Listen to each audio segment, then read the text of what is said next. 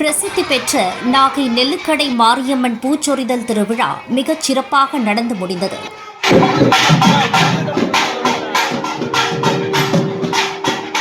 நாகப்பட்டினத்தில் அமைந்துள்ள பிரசித்தி பெற்ற நெல்லுக்கடை மாரியம்மன் கோயில் சித்திரை திருவிழா 19ஆம் தேதி காப்பு கட்டுதல் நிகழ்ச்சியுடன் வெகு விமர்சையாக தொடங்கியது. இந்த சித்திரை திருவிழாவின் பூச்சொரிதல் நிகழ்ச்சியில் ஏராளமான பக்தர்கள் கலந்து கொண்டு அம்மன் அருள் பெற்றனர்.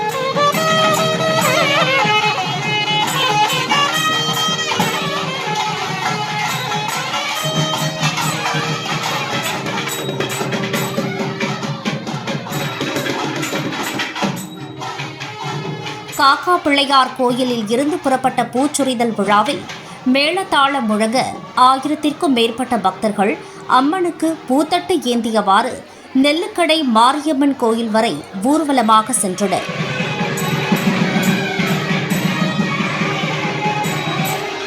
அதனைத் தொடர்ந்து ஆலயத்தை சென்றடைந்த பக்தர்கள் அங்கு தங்களது நேர்த்திக்கடன் நிறைவேற்றும் விதமாக அம்மன் காலடியில் நெல்லை சமர்ப்பித்து பின்னர் மாரியம்மனுக்கு பூவால் அபிஷேகம் செய்து சுவாமி தரிசனம் செய்தனர்.